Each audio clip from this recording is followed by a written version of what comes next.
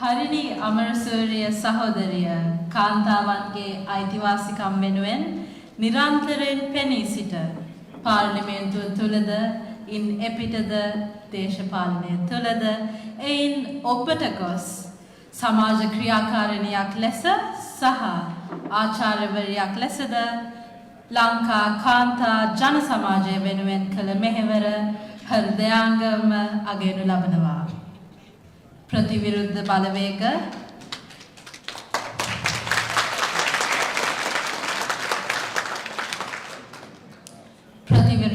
බලවේග වියරු වැටි කෑගසන සැම ඉදිරියේ සිනාමුසුව සංසුන්ව කිසිවකට නැවැත්විය නොහැකි ගමනක් යන ඇය ලොවට කියා පාන්නේ සැබෑ ගැහැණියකගේ නොසැලෙන ශක්තිය එඩිතර බව සහභාගීවයි.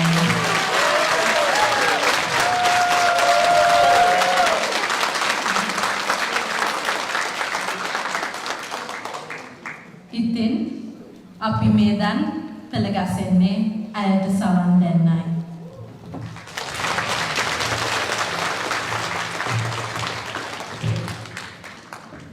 இன்றைய எமது விருந்தினரும் பேச்சாளருமான சகோதரி கலாநிதி ஹரிணி அமரசூரியா அவர்களை அறிமுகப்படுத்துவதில் மிகுந்த பெருமை அடைகின்றோம்.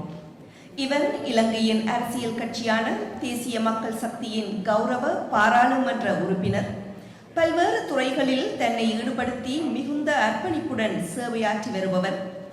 இவரது சிறந்த கல்வி அறிவும் சமுதாயத்தின் முன்னேற்றம் மீதான அக்கறையும் ஆர்வமும் சமூகத்தின் முக்கியமான பல சிக்கல் மிக்க பிரச்சனைகளில் இருந்து வெளிவருவதற்கான வழிகளை இனங்கண்டுள்ளது. சமூக ஆர்வலரும் சிறந்த கல்வியாளராகவும் பொறுப்புமிக்க அரசியல்வாதியாகவும் நாம் காணும் சகோதரி கலாநிதி ஹரிணி அமரசூரியா அவர்களை உரையாற்ற வருமாறு அன்புடன் அழைக்கின்றோம்.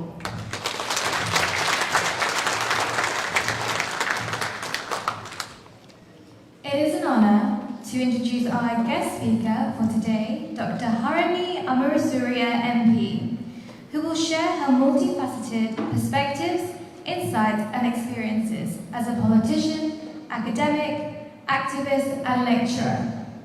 Dr.Harini is a member of Parliament representing the National People's Power, who embodies a wealth of expertise and dedication across various fields. Harini's insights have enriched the community on crucial societal issues, particularly in the realm of human rights and social justice, playing a pivotal role in shaping the minds of future leaders, instilling in them the values of empathy, compassion and civic responsibility. So now, please join me in welcoming a warm welcome to Dr.Harini Amarasooriya MP as she takes the stage to address us.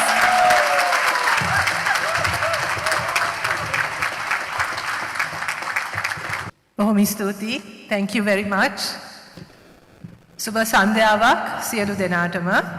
වේදිකාවේ සිටින ජනතා විමුක්ති පෙරමුණේ එක්සත් රාජධානියේ සංවිධායක දර්ශන සහෝදරයා, ජාතික ජනබලවේගයේ එක්සත් රාජධානියේ සංවිධායක ඉන්දුනිල් සහෝදරයා, අපේ ආදරණීය කරුණාක්කා සහ ජාතික ජනබලවේගයේ එක්සත් රාජධානියේ කාන්තා ගැහැණු අපි එකමිටට ව්‍යාපාරයේ සංවිධායක මණ්ඩලයත් විධායක සභාවේ සියලු දෙනාත් පැමිණ සිටින සියලුම සහෝදරියන් සහෝදරවරුන්ගෙන් අවසරයි.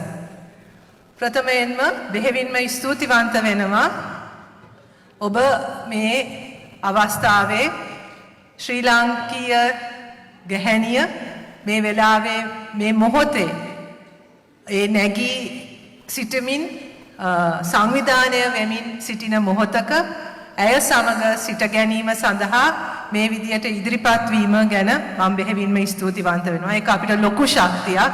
ලංකාවේ ඉන්න අපි සියලු දෙනාටම මේ මොහොතේ මම දන්නවා අපිත් එක්ක අන්තර්ජාලයෙන් සම්බන්ධ වෙලා ඉන්නවා විශාල පිරිසක්. ඒ සියලු දෙනාටම ඔබ මෙතන පැමිණීමත්, ඔබ මෙතන මේ සහභාගී වීමත්, මේ සංවිධානය කිරීමත් අපිට විශාල ශක්තියක්. ඇත්තටම මේක ඓතිහාසික මොහොතක්. මෙතන කියවුණු සියලුම කතාවලින් අපිට පෙන්눔 කර විදියට ඓතිහාසික වැඩක් වෙන්නේ පළවෙනි වතාවට ජාතික ජනබලවේගයේ කාන්තා ව්‍යාපාරය හැටියට අපිට ලංකාවෙන් පිට මේ විදියට එකතු කළා මේ විදියට රැස්වීමක් කරන්න ලැබුණු පළවෙනි අවස්ථාව. මේක යෝජනා වුණාම දර්ශන සහෝදරයා අපේ සහෝදරියන් මේක යෝජනා කරාම මම නම් හිතුවේ නෑ අපිට මේක කරන්න පුළුවන් කියලා. මම දැනගෙන හිටියේ නෑ අපිට මේ විදියට ලන්ඩන් නුවර මෙච්චර සහෝදරියන් පිරිසක් එකතු කරන්න පුළුවන් වෙයි කියලා. ඉතින් ඒක ලොකු ශක්තියක්. මම දන්නවා මේක බලාගෙන ඉන්න අපේ සහෝදරියන් සියලු දෙනාටමත් මේක විශාල හයියක් වෙනවා. ඉතින් ඒකට මම පළමුවෙන්ම ඔබ සියලු දෙනාටම ස්තුතිවන්ත වෙන අතර මම හිතුවා අද ඔබත් සමග බෙදා ගන්නම් කියලා මේ මොකද්ද අපි මේ කරන්නේ. මම හිතන්නේ ඔබ සියලු දෙනාම දකින්න ඇති ගැහැණු අපි එක මිටට කියලා දිස්ත්‍රික්ක ගණනාවක අපි පවත්වපු රැලි දැන් 16ක් 17ක් අපි සම්පූර්ණ කරලා තියෙනවා. තව කීපයක් මාර්තු මේ මාසෙත් අප්‍රේල් මාසෙත් තුලත් අපි සංවිධානය කරන්න බලාපොරොත්තු වෙනවා.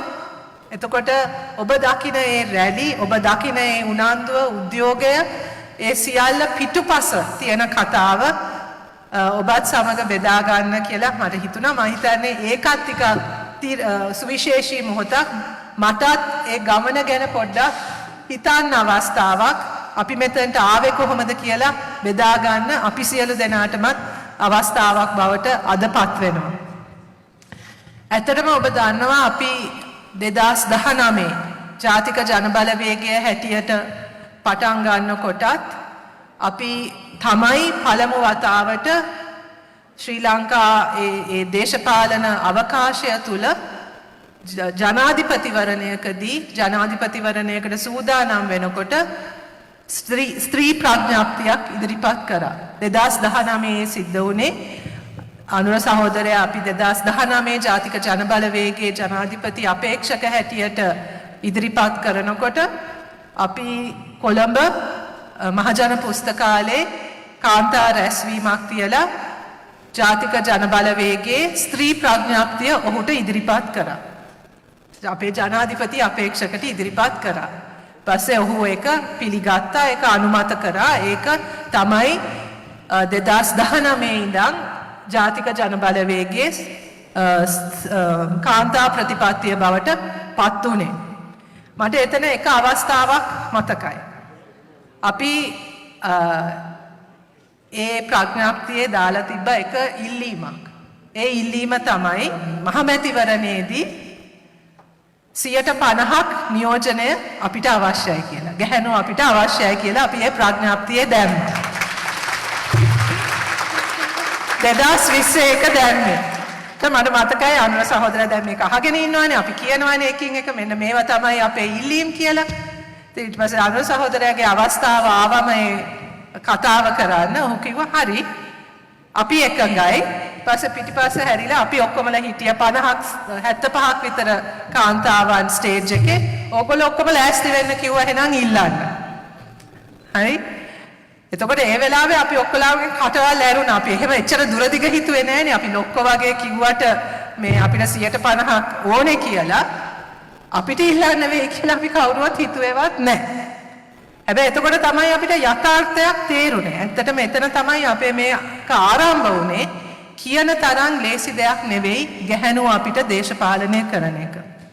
එතකොට අපි හිතන්න පටන් ගත්තා අපි මේ දේශපාලනිකව යම් කිසි විදියකට සහභාගී වන අපි මෙච්චර අකමැති නම් දේශපාලන කරන්නත් නියෝජිතයන් මහජන නියෝජිතයන් හැටියට ඉදිරිපත් වෙන්න අපි එච්චර අකමැති නම් කොහොමද අපි සමස්තයක් හැටියට මේක බලාපොරොත්තු වෙන්නේ සහ ඇයි ගැහැණුව අපි මෙච්චර දේශපාලනය කරන්න අකමැති වෙන්නේ ඉදිරිපත් වීමටත් මෙච්චර අකමැති වෙන්නේ අපි පිටිපස්සේ ඉඳගෙන වැඩ කරන්න කිසිම ඒකට කිසිම අපි අකමැත්තක් නැහැ නේ ස්ටේජ් එක පිටිපස්සක ඉඳගෙන ඒව කරන්න ලියන වැඩ කරන්න සංවිධාන වැඩ කරන්න ඒව කරන්න අපි ඔක්කොමලා ඉදිරිපත් වුණා ස්ටේජ් එක ඉස්සරහට ඇවිල්ලා ස්ටේජ් එකට නැගලා කතා කරන්න ලයිස්තුවට නම දෙන්න. එතකොට තමයි අපි ඔක්කොමලා පසුබහින්නේ. අපි එතකොට තමයි අපි සාකච්ඡාවක් කිව්වේ අපි මේ ප්‍රඥාප්තිය දැම්ම වගේ නෙවෙයි. දැන් මේක යථාර්ථයක් කරගන්න නම් එහෙනම් ගැහැණුන් දේශපාලනයට එකතු කිරීමේදී තියෙන බාධක හඳුනා ගන්න ඕනේ. ඒකට තියෙන අකමැත්තත් ගැනත් අපි චුට්ටක් හිතන්න ඕනේ කියලා. ඇයි මේක කියලා. ඉතින් ඒ ක්‍රියාවලිය තුල තමයි සංවාදයක් සාකච්ඡාවක් තුල තමයි අපි මේ ගමන ආරම්භ කළේ. හරි මොකෝ මේ වෙනකොට ලංකාවේ හැම පක්ෂයක්ම වගේ කාන්තා නියෝජනය වැඩි කරන එක ගැන ප්‍රකාශ නිකුත් කරලා තියෙනවා. පාර්ලිමේන්තුවේ අපි ඒක සාකච්ඡා කරලා තියෙනවා. ජාත්‍යන්තර සම්මන්ත්‍රණවල අපි ඒකට එකඟ වෙලා තියෙනවා. නමුත් මේක යථාර්ථයක් කරගන්න එක ලේසිත් නෑ. සහ අපි කල්පනා කරේ ගැහැණුන් දේශපාලනයට එකතු කරන්න ඕනේ. ඇයි? මොකක්ද අපි මේකෙන් බලාපොරොත්තු වෙන්නේ? එතන තමයි අපිට තේරුනේ අපිට අවශ්‍ය නිකං දේශපාලනයේදී ඔලුගෙඩි වලින් ගැහැණුන්ගේ ඔලුගෙඩි වලින් පුරවන්න නෙවෙයි. අපේ ඉස්සර කතාවක් අපි කතා කරපු දෙයක් තමයි අපිට මල් පෝච්චි නම් වෙන්න කිසිම උවමනාවක් නැහැ කියලා. ඒ කියන්නේ ස්ටේජ් එක ලස්සන තියෙන මල් පෝච්චි ටිකක් වගේ අපිව තියන්න නම් නෙවෙයි අපි දේශපාලනය කරන්න ඕනේ කියලා. අපිට දේශපාලනය කරන්න ඕනේ දේශපාලනය වෙනස් කරන්න. අපි හිතනවා මේ පවතින දේශපාලනය සමස්තයක් හැටියට ගත්තමත් ප්‍රචණ්ඩයි, සමස්තයක් හැටියට ගත්තමත් අප්‍රසන්නයි, විශේෂයෙන්ම ගැහැණු අපිට අතිශයින්ම අප්‍රසන්නයි. ඉතින් ඒ නිසා අපි දේශපාලනය කරනවා නම් අපි දේශපාලනය කරන්නේ සමා වෙන සහෝදරයෝ මම දන්නවා මෙතන ඉන්න සහෝදරයෝ එහෙම මේ ගොඩට වැටෙන්නේ නමුත් අර සම්ප්‍රදායික පිරිමි වගේ දේශපාලනය කරන්න නෙවෙයි අපි මේ ඉදිරිපත් වෙන්නේ. අපිට අවශ්‍ය ඒ දේශපාලන සංස්කෘතියත් වෙනස් කරන්න, දේශපාලනයට අලුත් අර්ථයක් දෙන්නත්, දේශපාලනය තුල වෙනසක් කරන්න. ඒ කියන්නේ නිකන් අර මේන්ස්ට්‍රීම් පොලිටික්ස් වල පැත්තක ඉන්න කණ්ඩායමක් නෙවෙයි අපි. අපිට අවශ්‍ය වුණේ මේකට ඇතුල් වෙලා මේ සමස්තය වෙනස් කළා. මේ සමස්තය තුල අපි බලාපොරොත්තු වෙන සමාජ පරිවර්තනය වෙත යන එක තමයි අපේ පරමාර්ථය වුණේ. එතකොට ඒක සඳහා අපි තෝරගත්ත දේශපාලන ව්‍යාපාරය මාලිමාව අතිශයින්ම සුදුසු එකක් බවට බව අපිට තේරුණේ සහ අපි ඒක තෝරගත්තේ මාලිමාව කියන දේශපාලන ව්‍යාපාරය ආරම්භ වෙන්නෙම සමාජ පරිවර්තනයක් වෙනුවෙන්. මේ පවතින ක්‍රමය තවදුරටත් ඇදගෙන යන්න නෙවෙයි. මේ පවතින ක්‍රමය ආරක්ෂා කරන්න නෙවෙයි. නිකං මැතිවරණ දේශපාලනයට ඇතුළත් වෙලා ඔලුගෙඩි මාරුවකින් ආණ්ඩු වෙනස් කරන්න නෙවෙයි. මාලිමාවේ දේශපාලන අරමුණත් සමාජ පරිවර්තනයක්. බරපතල සමාජ පරිවර්තනයක් වෙනුවෙන් පෙනී ඉන්න ව්‍යාපාරයක් හැටියට අපිට හිතුණා ගැහැණු අපිට සුදුසුම තැන ඒක තමයි කියලා. ඉතින් ඒ හරහා තමයි අපි ගමන ආරම්භ කරේ. ඒ සඳහා අපි 2021-22 විතර ඔබ දන්නවා අපි ජාතික ජනබලවේගය හැටියට ජනතා සහභාගීත්වය දේශපාලනයට ලබා ගැනීම සඳහා I will also be speaking in English. Bear with me for a few moments. My brain doesn't do very well when I have to switch between sentences. So what I thought I would do is speak first in Sinhalese and then speak in English. So bear with me. Otherwise my brain will just explode if I try to speak simultaneously in two languages. I'm not that good with my language skills. So please bear with me. ඉතින් අපි 2019 විතර අපි ජනතා සහභාගීත්වය ලබා ගැනීම සඳහා අපි තීරණය කරා ජාතික ජනබලවේගයේ කොට්ටාස සභා කියන සංකල්පය එක්ක අපි සෑම ග්‍රාම සේවා වසමක කොට්ටාස සභා හැදුවා. ඒ කියන්නේ ගමේ නායකත්වය ගන්න ජාතික ජනබලවේගයේ දේශපාලන ව්‍යුහය බිම් මට්ටමේ දේශපාලන ව්‍යුහය සකස් කිරීම සඳහා ජාතික ජන බලවේගයේ NPP කොට්ටාස සභා සෑම ග්‍රාම සේවා වසමකම මේ වෙනකොටත් අපි හදලා තියෙනවා. ඔබ දන්නවා ඇති ලංකාවේ ග්‍රාම සේවා වසම් 14000ක් විතර තියෙනවා. මේ වෙනකොට අපි 11000ක විතර NPP සභා හදලා තියෙනවා. ඒකෙදී අපි එතකොට තීරණය කරා අනිවාර්යයෙන්ම ඒ සභාවල කාන්තා සහභාගීත්වයට අවධානය දෙන්න ඕනේ කියලා. එතකොට නිලධාරී මණ්ඩලයට හැම සභාවටම නිලධාරී මණ්ඩලයක් ඉන්නවා. සභාවක් තියෙනවා. ඒකේ කාන්තා සහභාගීත්වයට අවධානය දෙන්න කියලා ඒක අවම වශයෙන් 30%ක සහභාගීත්වයක් තිබිය යුතුයි කියලා අපි තීරණයක් ගත්තා. හැබැයි මේ ක්‍රියාවලිය ආරම්භ වෙනකොට බොහෝ තැන්වල අපි දැක්කා එහෙම සහභාගීත්වයක් තිබ්බේ නැහැ. හරිම අමාරු වුණා අපිට මුලින් මේ සභාවලටත් කාන්තා සහභාගීත්වය ලබා ගන්න. එතකොට ගිය අවුරුද්ද ඊට පස්සේ ඔක කොවිඩ් සහ අපේ ආර්ථික අර්බුදය නිසා අපේ ක්‍රියාවලියත් ටිකක් ඒකටත් අභියෝග රාශියක් එල්ල වුණා. නමුත් ගිය අවුරුද්දේ අපි තීරණය කරා එහෙමනම් කාන්තා සභා කියලා අපි වෙනම හදමු කියලා. එතකොට තමයි අපිට තේරුනේ කාන්තා සභා කියලා අපි වෙනම කොට්ටාස සභාවලට ඇරෙන්න ගැහැණුන් විතරක් ඉන්න සභා හදන්න පටන් ගත්තම මෙන්න බලාගෙන යනකොට වසම් වලින් ගැහැණු හිතා ගන්න බැරි විදියට මේවට ඉදිරිපත් වෙන්න පටන් ගත්තා. එතකොට අපිට තේරුණා ඇත්තටම ලංකාවේ පළවෙනි වතාවට ගැහැණුන්ට ආරක්ෂිතව ගැහැණුන්ගේ නායකත්වය යටතේ දේශපාලන වේදිකාවක් හැදෙනකම් බලාගෙන හිටපු ගැහැණුන් බහුතරයක් හිටියා කියලා. ඒ අවස්ථාව දුන්න විතරයි. ඒ අවස්ථාව ආව විතරයි. ඒකෙන් ප්‍රයෝජනය ගන්න ගැහැණුන් පුදුම විදියට ඉදිරිපත් වුණේ. ඒක මම හිතන්නේ එකක් අපි ඒ අවස්ථාව දුන්නා. හැබැයි ඒ අවස්ථාව හැදුනේ හරි වෙලාවට. 2023 වෙනකොට ලංකාවේ ගැහැණිය මම හිතන්නේ ඔබ දන්නවා කොහොමදත් අපේ රටේ ගැහැණුන් වැඩ කරන විදිය. ඔවුන් රැකියාවලත්, ගෙවල් වලත් බර අදින්නේ අපේ රටේ ගැහැණුන් කිව්වොත් ඒක බොරු නෙවෙයි. අපේ රටේ ආර්ථිකය ගත්තත් අපේ රටේ ආර්ථිකය තුල ප්‍රධාන ශේත්‍ර මේ රටට අපේ ශ්‍රී ලංකාවට ඩොලර් හම්බ කරන ප්‍රධාන ශේත්‍ර ගණනාවක වැඩ කරන්නේ ගැහැණුන්. සෑම ශේත්‍රයකම ගැහැණුන් වැඩ කරනවා. නමුත් ඔවුන්ගේ ඒ දායකත්වයට නිසි ඇගීම ගෞරවයක් සමාජය තුළ ලැබිලා නැහැ. ඊට වඩා ප්‍රශ්නයක් තියෙනවා.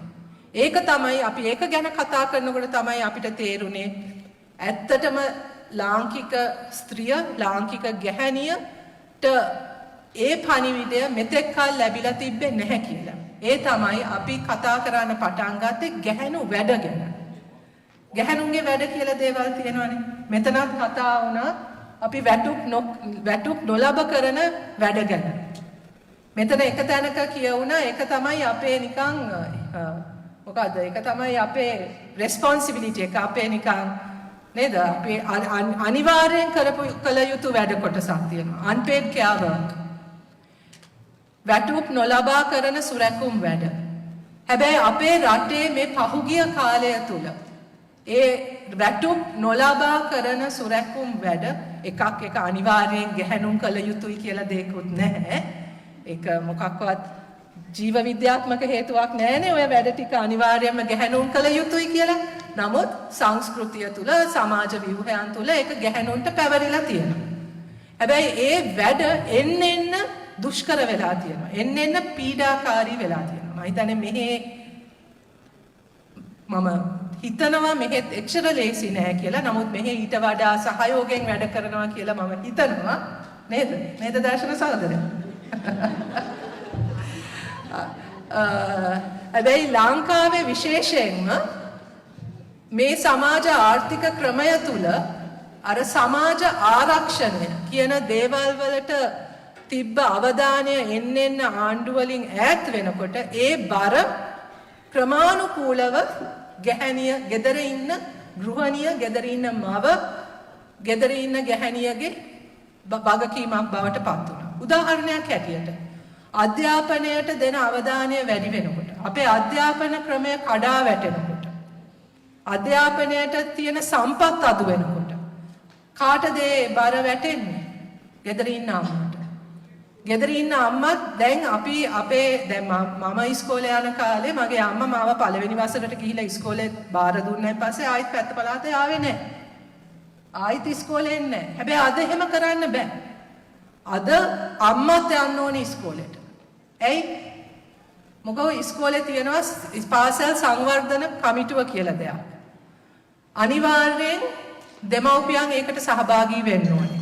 පාසල නඩත්තු කරන්න මුදල් එකතු කරන්න ඕනේ. දැන් ආණ්ඩුව ගෙවන්නේ ගුරුවරුන්ගේ පඩි විතරක් කියලා කිව්වොත් ඒක මම හිතන්නේ අතිශයෝක්තියක් නෙමෙයි. ලයිට් බිල, වතුර බිල, ඉස්කෝලේ පේන් කරන වැඩ, ඉස්කෝලේ නඩත්තුව මේ සියල්ලටම දෙමව්පියෝ සල්ලි එක්කව කරන්න ඕනේ. ඒක විතරක් නෙවෙයි. සිකියුරිටි වැඩ කරන්න දෙමව්පියෝ ඉදිරිපත් වෙන්න ඕනේ. මතකද එක කාලයක් සති දෙක තුනක් තිබ්බ අර අයිස් හොයන වැඩක් එක එක වෙලාවට අපේ ආණ්ඩු කරනවනේ එක එක ඩ්‍රාමා. එක කාලයක් තිබ්බා ඉස්කෝලේ ළමයින්ගේ බෑග් වල අයිස් තියනවා කියලා. අයිස් කියන්නේ ඩ්‍රග් එකක්. හොඳද? not ice as in ice as you and I generally think about it, but it's some kind of substance, a drug. මේක නවත්තන අපේ රටේ තියෙනවා ලොකු drug abuse problem එකක් විශේෂයෙන්ම ළමයි අතර.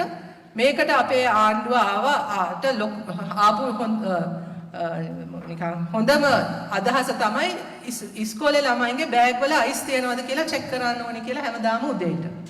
ඉතින් මේ ග්‍රේඩ් 1 එකේ ඉඳන් ළමයින්ව පේලියට තියලා බෑග් චෙක් කරනවා අයිස් තියනවද කියලා. දැන් කවුද ඕක කරන්නේ? දෙමව්පියෝ. හරි?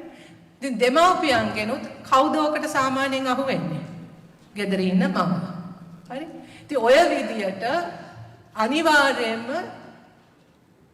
පාසල් යන දරුවෙක් ගෙදර ඉන්නවා නම් අම්මා කෙනෙක්ගේ කාලයෙන් සෑහෙන වෙලාවක් වැය වෙනවා මේ ඉස්කෝලේට කරන්න ඕන වැඩ ටික කරන්න. ඒක විතරක් නෙවෙයි.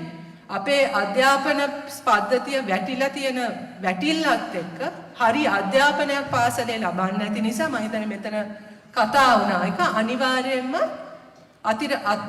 අතිරේක පන්ති වලට ගෙවලා යවන්නත් ඕනේ. ඉතින් ඒවට ගෙනියන්නේ කවුද? ගෙදර ඉන්න අම්මා. ඉතින් මම මේ කතා කරේ එක ශාස්ත්‍රයක් ගැන විතරයි. හැබැයි මේ ශාස්ත්‍ර ඔක්කොම අධ්‍යාපනය, සෞඛ්‍ය, සමාජ ආරක්ෂණය මේ සියලුම සිස්ටම්ස් අපේ පබ්ලික් ට්‍රාන්ස්පෝර්ට් ඉඳන් මේ සියලුම සිස්ටම්ස් කඩා වැටෙන්න අපේ රටේ පීඩාවට පත් වුණු ප්‍රධාන පුද්ගලයා ගැහැණිය බවට පත් වුණා. ආර්ථිකය කඩා වැටීම තුලත් ආර්ථිකය හිර වෙන්න පටන් ගත්තෙත් ගැහැණිය. එතකොට ශුද්‍ර මූල්‍ය ණය කියන එක හඳුන්වා දීලා අපේ රටේ තියෙන සංවර්ධන බැංකු ගැහැණුන්ට පිරිමින්ට සියලු දෙනාටම මුදල් කියන්නේ පහසු ණය ලබා ගැනීමට තිබ්බ ක්‍රමවේද ඇහිරෙන්න පටන් ගත්තම ශුද්‍ර මූල්‍ය ණය කියලා predatory microfinance institutions ඇවිල්ලා අපේ විශේෂයෙන්ම ගම් පළාත්වල ගැහැණුන්ව ණය වලට හිර කරන්න පටන් ගත්තා. මේකත් එක්ක පුදුම හිංසනයකට පුදුම වදයකට මේ ගැහැණුන්ට මුහුණ දෙන්න සිද්ධ වුණා. මේ ඔක්කොම තියෙන අතරේ යුද්ධ කෝලහල මේ සියල්ලම ඒ පීඩාවත් විශේෂයෙන්ම දරන්න සිද්ධ වෙලා තිබ්බේ ගැහැණුන්ට. මේ අතර තුල තමයි දේශපාලන අර්බුදයත් එක්ක ආර්ථික අර්බුදයත් එක්ක 2022 අපේ රටේ ආර්ථිකය කඩා වැටිලා විශාල ජනතා පිබිදීමක් ඇති වුණේ. අරගලය කියලා අපි ඒක අදටත් හඳුන්වනවා. ඒක අපි ගෝල් ෆේස් එකට සීමා කරන අරගලයක් නෙවෙයි. ඒක ඇත්තටම රට පුරාම තිබ්බ අරගලයක්. එතන හිටියත් නැතත් හදවතේ තිබ්බ අරගලයක්. ඒ අරගලයේ ඉදිරියෙන්ම හිටියේ ගැහැණුන්. ඔබ දැක්කනම් ඒ විරෝධතාවල හැමතැනම ඉදිරියෙන්ම හිටියේ ගැහැණුන්. ඒ තිබ්බේ ඇත්තටම ඒගොල්ලොන්ගේ තිබ්බ ප්‍රශ්න ගැහැණුන් හැටියට මුණ දෙන්න ඒ පීඩාව තව දුරටත් ඉවස ගන්න බැරුව ඔවුන් ගෙවල් වලින් එළියට බහින්න පටන් ගත්තේ. ඉතින් ඒ නිසා ඒ තිබ්බ පීඩාවත් දේශපාලන ව්‍යාපාරයක් හැටියට අපිත් හඳුනා ගැනීමත් සමග අපේ ඉදිරි ගමන යන්න නම් අපිට සැබෑ සමාජ පරිවර්තනයක් ලබා ගැනීමට නම් අනිවාර්යයෙන්ම ගැහැණුන්ගේ සහභාගීත්වය ගැහැණුන්ටත් එකතු වෙන්න පුළුවන් දේශපාලන වේදිකාවක් දේශපාලන අවකාශයක් අපි හදන්න ඕනේ කියන ඒ තීරණය ගත්ත එක කියන්නේ ඒ දෙක එක වෙලාවට සිද්ධ වුණේ. ඉතින් ඒ නිසා තමයි අපි හිතන්නේ අපි අර කාන්තා සභා කියන ඒවා හදන්න පටන් ගත්තම ඒවට එච්චට උනන්දුවෙන් ගැහැණුන් සම්බන්ධ වුණේ. ඒතකොට ඔබ දෙසැම්බර් 30 ඉඳන් මාතර ඒ දැක්ක රැලි පිටිපස්සේ විශාල ක්‍රියාවලියක් තිබ්බා. That was not just a spur of the moment, just an automatic thing that happened. Suddenly we didn't start having these district rallies. They were the result of months of hard work, where women spent so much energy organizing, going door to door, canvassing, talking, discussing, having small group meetings, talking about the issues and talking about how best to challenge the system and how best to get involved in politics. So the rallies, the very successful rallies that you're seeing today, ada oba dakina e අතිශයින්ම සාර්ථක ඒ රැලි ඒ මාස ගණනක වැඩවල ප්‍රතිඵලයක්. ඒ ගම් මට්ටමේ ඒ ගැහැණුන් සංවිධානය වෙමින් ඉදිරිපත් වෙමින් නායකත්වය ක්‍රමානුකූලව හදාගනිමින් එන ගමනක් ඒක. ඒක ඒ රැලි වලිනුත් අපි අවසන් කරන්නේ. ඒ විධායක සභා හරහා අපි බලාපොරොත්තු වෙනවා මින් ඉදිරියට තව දුරටත් මේක ව්‍යාපාරයක් හැටියට තවත් ශක්තිමත් කරමින් මාලිමාවේ දේශපාලන ගමන තුල ඒකත් සමග ඉදිරියට යන්න අපේ බලාපොරොත්තුවක් තියෙනවා. අපි හදපු ඒ විධායක කමිටු දැන් රැස් වෙමින් දිස්ත්‍රික්ක මට්ටමින් ගම් මට්ටමින් ඒ කාන්තා සභා හරහා දිගින් දිගටම වැඩ කරමින් යන්නේ. Our main aim is to build leadership among women, leadership in all the different sectors, to support women to participate in their in public life as best as they can, in whatever sectors that they choose.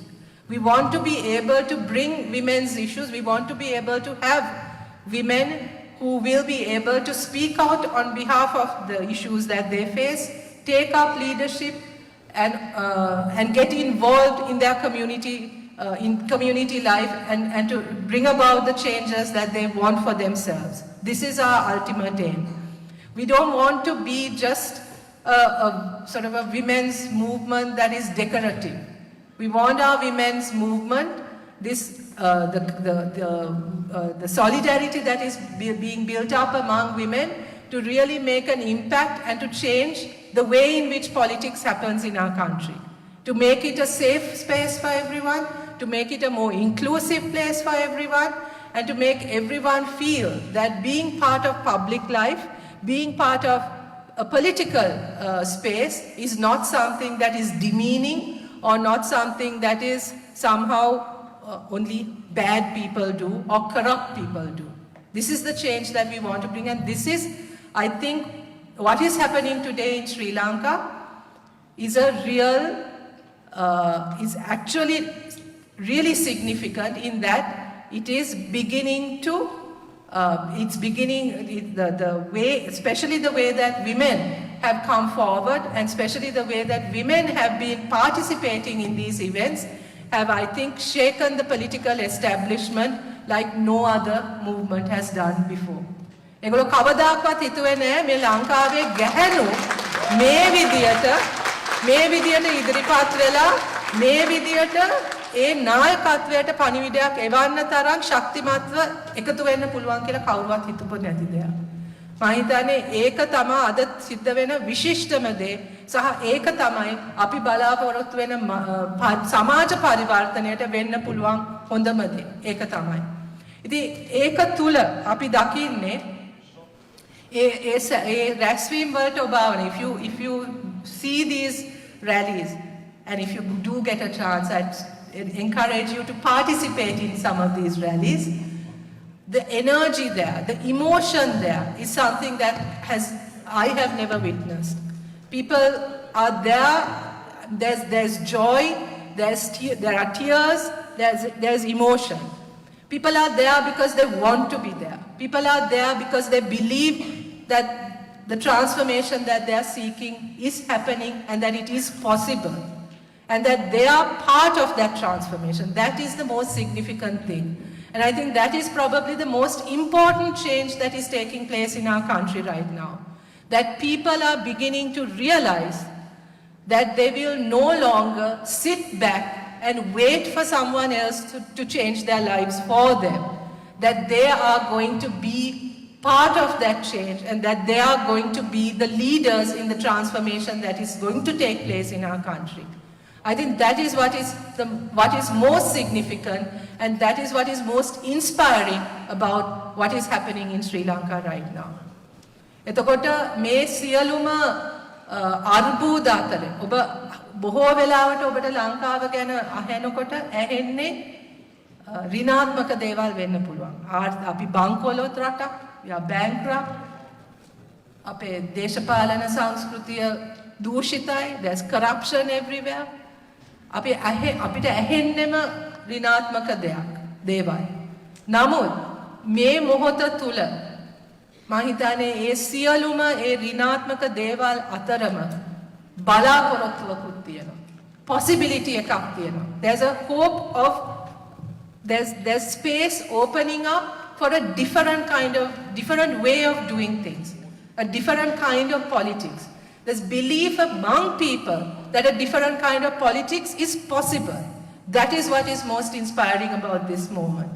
That is what I think is so significant and historical in this particular moment in what is happening in Sri Lanka. You will see women, men, children, young people of all age groups, all ethnic groups coming together, not necessarily because we agree with each other about everything, but because we are willing to talk to each other, because we are willing to discuss with each other, and perhaps for the first time, there's a political platform that brings all these different people together.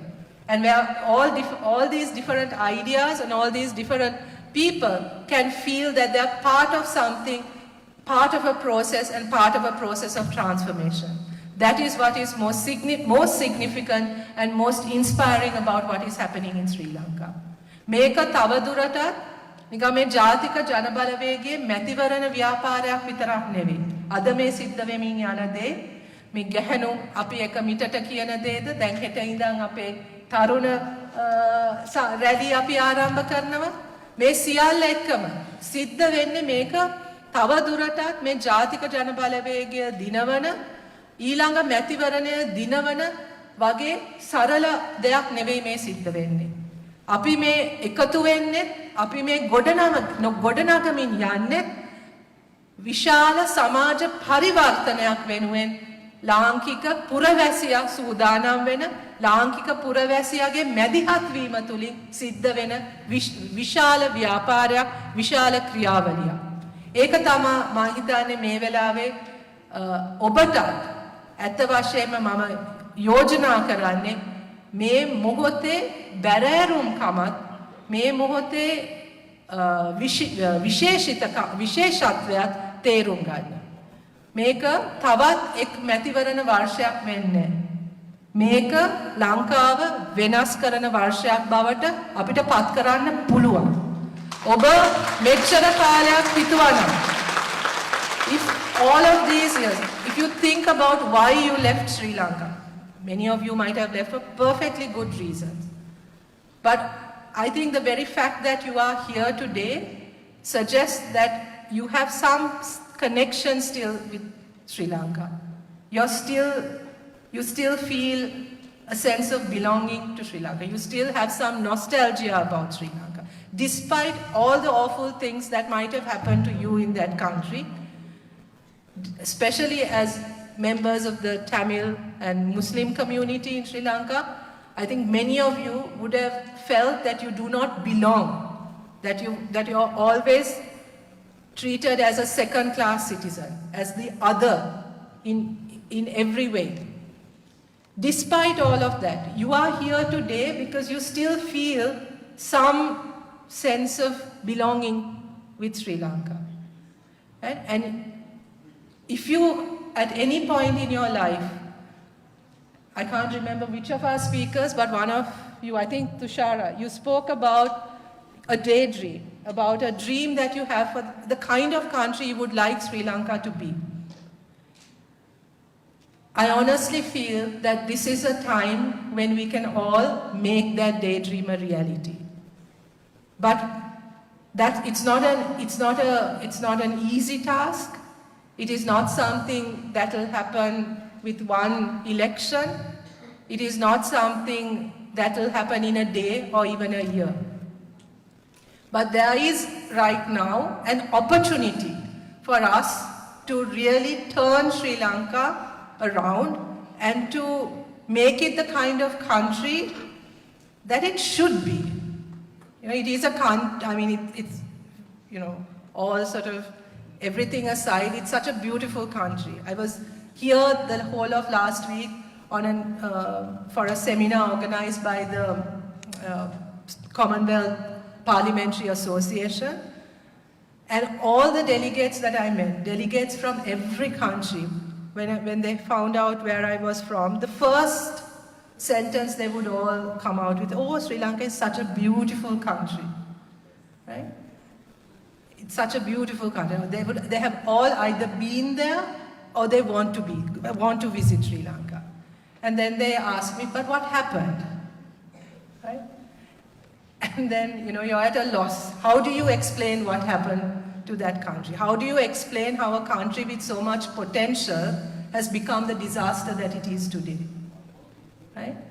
But I think people are beginning to realize that we have the power to change that we have the power to turn that around, right? And I think that is something that we as NPP if there's something that we can be pleased about, it is the fact that we have become, in a way, the focus of that hope. And it's not just because they think that we as the leadership of NPP are going to bring about that change, but because people are beginning to recognize that NPP is not just about the leadership. NPP is about all of you, all of us together creating that change, and that NPP is providing you with a platform to become part of that change. And I think that is a really significant and important thing that is happening right now. And it's not just about what NPP as a political party has done, it's also about what happened in 2022. It is about the Aragale. It is about that moment where the citizens of Sri Lanka realized what could happen if as citizens we come together for a common goal and a common aspiration. Of course, we realized very soon that just getting rid of a president is not good enough. We need to have a plan to do what happens when the president actually resigns or we get rid of the president. We need to make sure that we are in charge of the next phase of the reform as well, right? But that demonstrated to people the power of citizens coming together and the power of people organizing and working together. And that's a lesson that I don't think any one of us has forgotten. That's not a moment that any one of us has forgotten, right?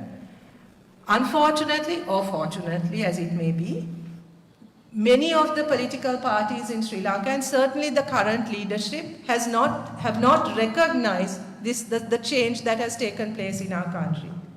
That other අපේ රටේ ඉන්නේ 2019 හිටපු පුරවැසියත් නෙවෙයි 2027 1994 හිටපු පුරවැසියත් නෙවෙයි 2015 හිටිය පුරවැසියත් නෙවෙයි. අද ඉන්නේ වෙනස් වෙච්ච තමන්ගේ බලය පිළිබඳවත් තමන්ගේ අයිතිවාසිකම් පිළිබඳවත් යම්කිසි විදියකට අවදි වෙච්ච පුරවැසියෙක් ඉන්නේ. තව දුරටත් ඔවුන් මේ දූෂිත දේශපාලනය ක්‍රමයන් පුරවැසියන්ව පාවිච්චි කරන බලයට එන්න දේශපාලනය කළා දේශපාලනය හරහා ජනතාව සූරාකන ඒ දේශපාලන සංස්කෘතිය බාර ගන්න සූදානම් පුරවැසියෙක් නෙවෙයි අද තවදුරටත් ඉන්නේ. වෙනස් වෙච්ච පුරවැසියෙක්. හැබැයි ඒක තේරුම් ගන්න බැරි දේශපාලන ව්‍යාපෘති දේශපාලන පක්ෂ තමයි අදටත් හිතන්නේ ඔවුන්ගේ රැවටිලි වලින් මේ රටේ බලය තියාගන්න පුළුවන් කියලා තවදුරටත්. So you will see the same old things happening all over again. One political party distributes 10 kilos of rice. The next day, political party the next day says, no, we are going to distribute 20 kilos of rice. These are their solutions to the problems of the country. Right? That is the extent to which they have reduced how they are going to resolve or address it. And that is the level of respect that they have for the people of the country. They have not even recognized the extent to which people have changed and that the people are demanding far more than 10 kilos of rice. They are actually not asking for any goodies. They are actually asking for a change in the system. They are asking for a political system, for representatives that actually are accountable to people and that are actually committed to serve the people. And that's what they are looking for. They are no longer looking for handouts. They are no longer looking for a patron who will protect them. They want something different. මේක තේරුම් ගන්න නැති දේශපාලන ව්‍යාපාරවලට අපේ රටේ අනාගතයක් නැහැ.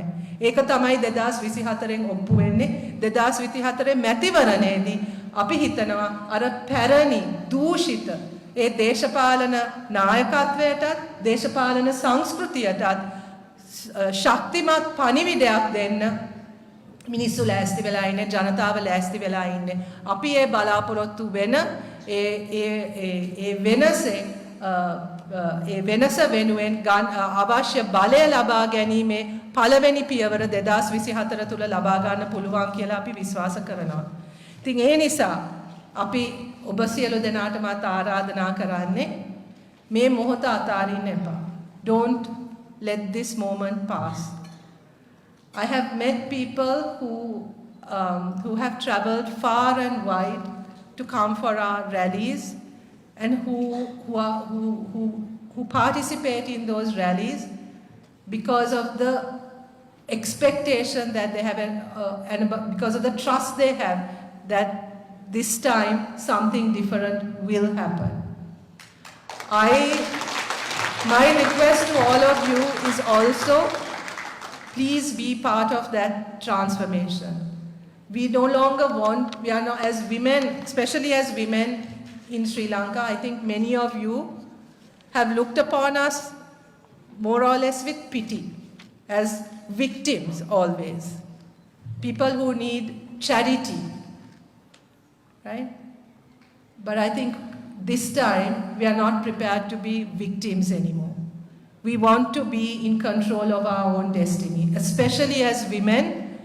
I think we want to put an end to that era of where our 52% of votes have led to, have formed governments, our votes are actually what produce governments and produce leaders only to have them turn their backs on us the minute they come to power. And I think that is what, for the first time, we have decided that we are not going to put up with that anymore, that we are not going to just let ourselves be used and discarded like what usually happens. We want to be part of creating our own destiny, and we want to be part of the change that is happening in Sri Lanka. ඉතින් මම ඔබ සියලු දෙනාටමත් ආරාධනා කරන්නේ ඔබ සියලු දෙනාටමත් ඉල්ලා සිටින්නේ මේ මොහොත ලංකාවේ තවත් එක් මොහොතක් ලෙස දකින්න එපා. තවත් එක් මැතිවරණයක් කියලා බලන්නත් එපා. මතු පිට සිද්ධ වෙන දේ විතරක් නෙවෙයි මේ සමාජ පරිවර්තනය වෙනුවෙන් ඔබත් දායක වෙන්න. අපිට අවශ්‍යයි එතකොට මේක මේ ආර්ථික අර්බුදයක් පමණක් හෝ දේශපාලන අර්බුදයක් පමණක් හැටියට දකින්න නෙවෙයි. මේක මේ රටක් අලුත් මගකට ගන්න යන ව්‍යාපාරයක්. අලුත් මගකට හරවන්න හැරවීමට සියලු දෙනාම එකතු විය යුතු මොහොතක්. ඒක මේ ආර්ථික අර්බුදයක් විසඳන එක තරම් සරලත් නෑ. අධ්‍යාපන ප්‍රතිපත්තියක් ලස්සනට හදන එක තරම් සරලත් නෑ. සෞඛ්‍ය ප්‍රතිපත්තියක් හදන එක තරම් සරලත් නෑ. ඊට එහා ගිය ඒ ප්‍රතිපත්ති ක්‍රියාත්මක කරන්න පුළුවන් සමාජයක් හදන ව්‍යාපාරයක්. අන්න ඒ වෙනුවෙන් මම හිතන්නේ ඔබ සියලු දෙනාටම දායක වෙන්න පුළුවන්. ඔබ සියලු දෙනාටම වචනයකින් හරි එම පරිවර්තනය වෙනුවෙන් පෙනී ඉන්න පුළුවන්. You can defend that transformation, you can protect that transformation, and you can actually reflect that transformation that you want to see in the country. This requires for us to think differently, to redesign what we want from our country, in fact to reimagine what we want from our country. For far too long we have been satisfied in our separate groups, in our little silos. We remain in our little groups without talking to each other, without really understanding each other, thinking that we are the best and we know the best for everyone else.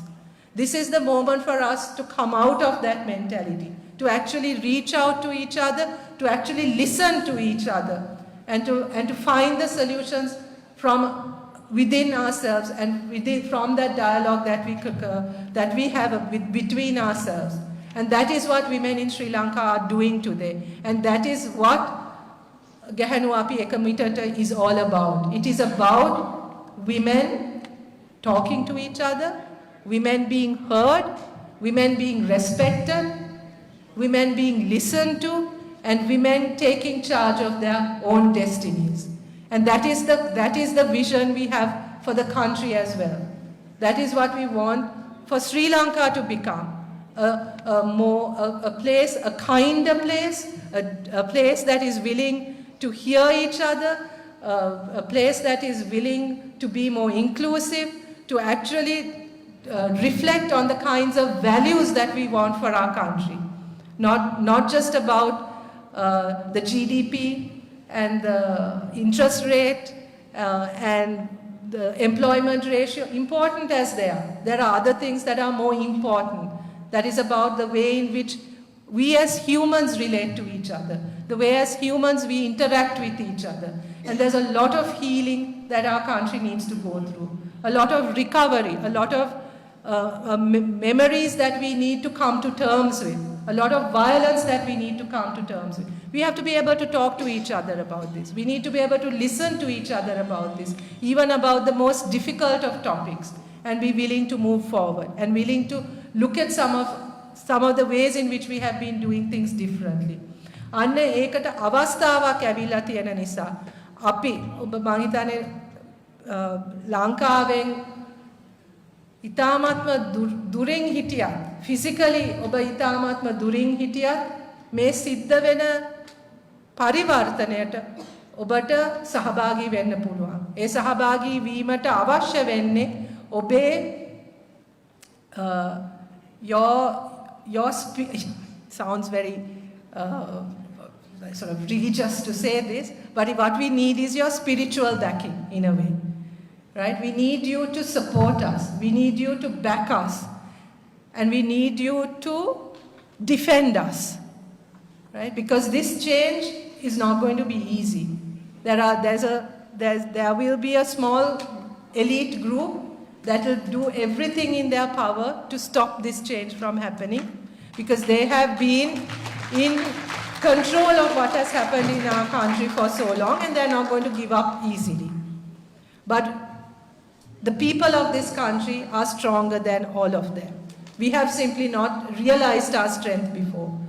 but by coming together and really recognizing the strength within us and understanding that as a collective force, as an organized group of citizens, we are much more powerful than that small elite that have actually ruined our country during the last 75 years. That era must come to an end, and ending that era is our responsibility. And we need your support to do that, and you can be and you must be part of that change. So I will end once again thanking you for your support, for your show of solidarity with what is happening in Sri Lanka. I know all of you are looking at us. I urge you to now be part of that transformation in whatever way you can, whether it's by a word, whether it's by a post on your social media, whether it's by a phone call, whether it's by some measure of support, whether it's what you do here in your own country in reaching out to the Sri Lankan community and bringing the Sri Lankan community here, the diaspora here together in support of what is happening in Sri Lanka. I really urge you all to reach out to each other in this group, within the Sri Lankan diaspora, and to show and to continue to show your solidarity and your support for what is going on. We really appreciate that. I think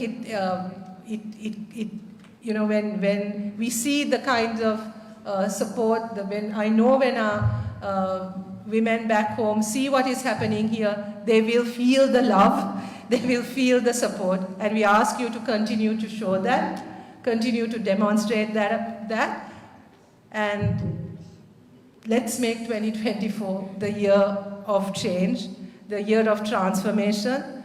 Let us bring the 75 years of misery, 76 now, 76 years of misery to an end, and really make Sri Lanka what it really should be and what that daydream was all about. Thank you very much.